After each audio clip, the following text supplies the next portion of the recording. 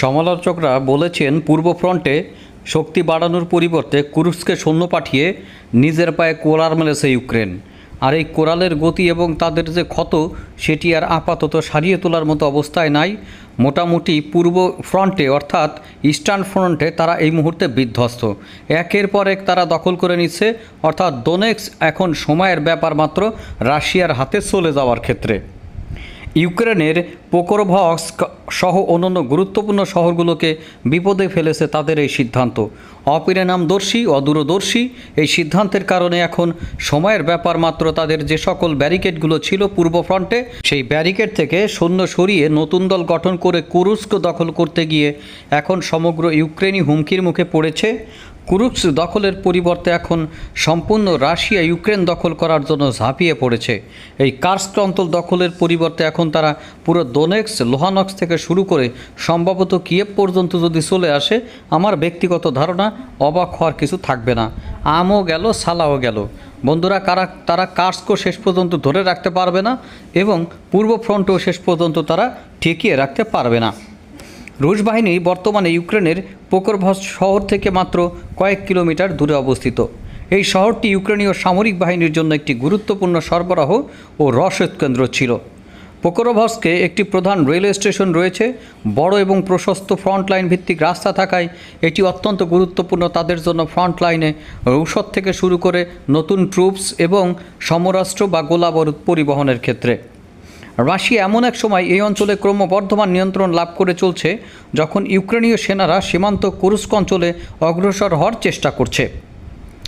তবে কিয়েভের সমালোচকরা বলেছেন, ইউক্রেনের সামরিক বাহিনীর একটি সবচেয়ে বড় ভুল হলো পূর্ব ফ্রন্টে শক্তি বাড়ানোর পরিবর্তে তারা কার্স্কে সৈন্য পাঠিয়ে তারা পোকরোভস্ক সহ অন্যান্য গুরুত্বপূর্ণ শহরগুলোকে চরম বিপদের মুখে ঠেলে দিয়েছে।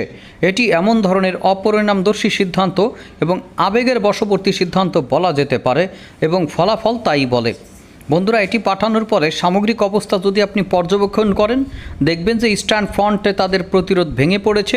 রাশিয়ান বাহিনী একের পর এক বিভিন্ন এলাকা দখল করে নিচ্ছে, আর নতুন নতুন এলাকা দখল করে নেওয়ার ক্ষেত্রে পূর্বের চেয়ে গতি বাড়িয়েছে এবং এক্ষেত্রে গুরুত্বপূর্ণ কিছু কৌশল অবলম্বন করছে মিস্টার ভ্লাদিমির পুতিনের বাহিনী।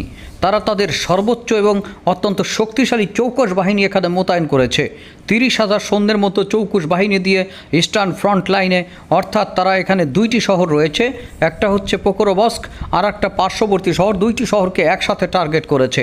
পোকরোভস্ক শহর দখল শেষ হলে তারা পরবর্তী প্রজেক্টের জন্য দুর্দান্ত রকমের একটি সিস্টেম গড়ে তুলবে, যেখানে প্রতিনিয়ত শত্রুর উপরে আক্রমণ পরিচালনা করতে থাকবে এবং শত্রু এখানে ঠেকাতেই থাকবে। ঠেকাতে একসময় এতটা দুর্বল হয়ে পড়বে যে তাদের আর কিছু করার থাকবে না।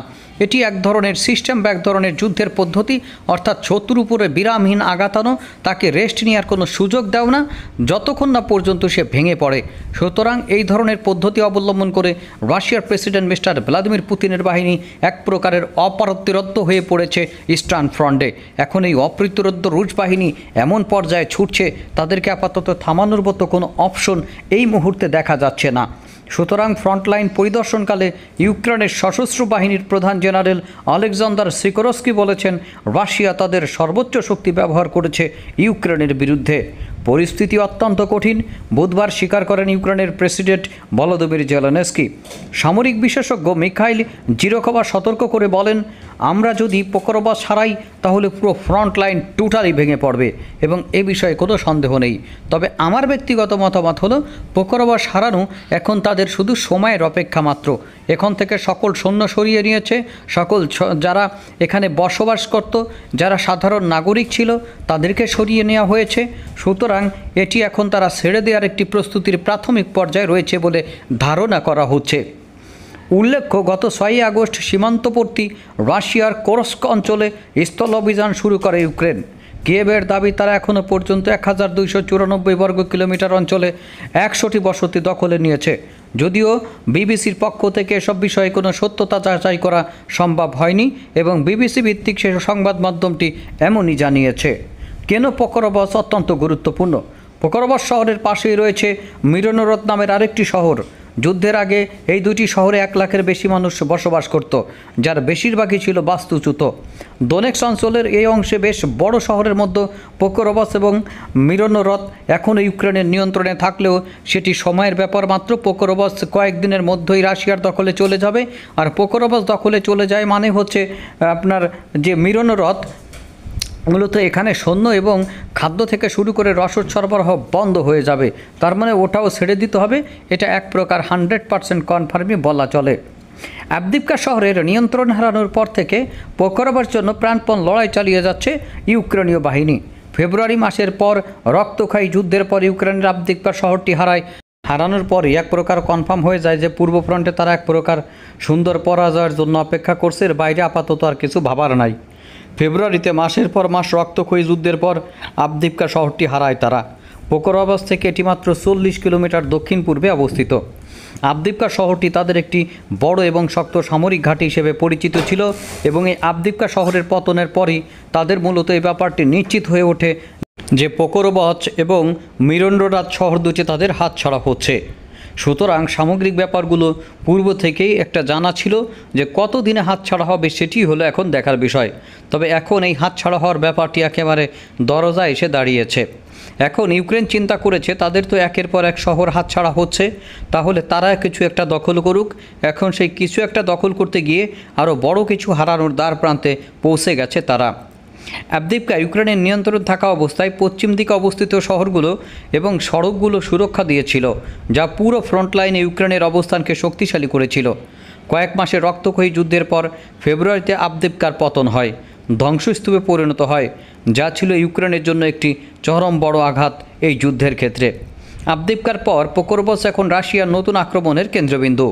এই শহরে রুশ বাহিনীর নিয়ন্ত্রণে চলে গেলে ইউক্রেনের সামরিক অবস্থান আরও দুর্বল হয়ে পড়বে সামগ্রিক বাস্তবতার ভিত্তিতে। ইতিমধ্যে পোকরোভস্ক থেকে ব্যাপকভাবে ইউক্রেনীয় নাগরিকদের সরিয়ে নেওয়া শুরু হয়েছে। হাজার হাজার মানুষ শহর ছেড়ে চলে গেছেন। জেনারেল সিরস্কি জানান, ফ্রন্টের সবচেয়ে কঠিন এলাকায় আমাদের সেনাদের প্রতিরক্ষা শক্তিশালী করতে এবং ব্রিগেডগুলোকে পর্যাপ্ত গোলাবারুদ এবং অন্যান্য উপকরণ সরবরাহ করতে কাজ করছেন তারা। রাশিয়া দীর্ঘদিন ধরে পোকরোভস্ক তাদের প্রধান লক্ষ্য হিসেবে ধরে রেখেছে। মাসের পর মাস ধরে তারা ধীরে ধীরে শহরটির দিকে অগ্রসর হচ্ছে। বিশেষজ্ঞরা বলেছেন মস্কো তাদের কেন্দ্রীয় সেনাদলের প্রায় 1/3 30,000 সৈন্য এবং সবচেয়ে যুদ্ধপ্রস্তুত রিজার্ভ বাহিনী এখানে আক্রমণের জন্য মোতায়েন করেছে।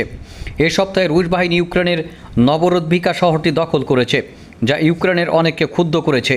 তারা মনে করে শহরটি আরও ভালোভাবে প্রতিরক্ষা করা উচিত ছিল। ইউক্রেনীয় সেনারা একের পর এক রুশ বাহিনীর সম্মুখীন হচ্ছে, যাদের লক্ষ্য ইউক্রেনের অবস্থান দখল করা। অনেকেই রাশিয়ার এই কৌশলকে মিড অ্যাসল্ট বলে উল্লেখ করেছেন।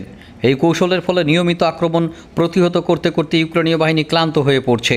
এই কৌশলটির মূল লক্ষ্য হলো শত্রুপক্ষ যাতে প্রতিরোধ কঠিন হয়ে ওঠে, কারণ এতে শত্রুপক্ষকে একের পর এক আক্রমণ প্রতিহত করতে হয়, যা তাদের রসদ এবং মানসিক শক্তি দ্রুত শেষ করে দিতে পারে।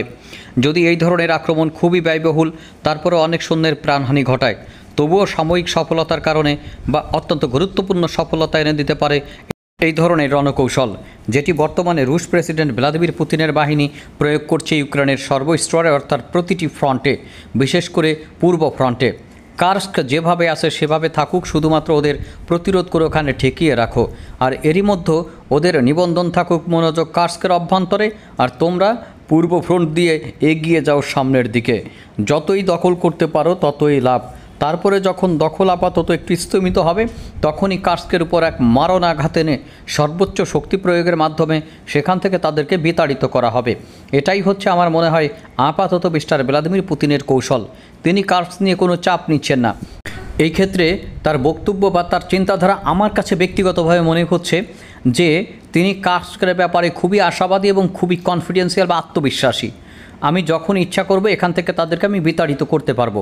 তাই এমন ধরনের একটি পরিকল্পনার মাধ্যমে আগে পূর্ব ফ্রন্ট দখল করে সম্ভবত তারপরে সীমান্তবর্তী যে অংশগুলো অপদখল হবে সেগুলোতে আঘাত আনবে রাশিয়ান বাহিনী।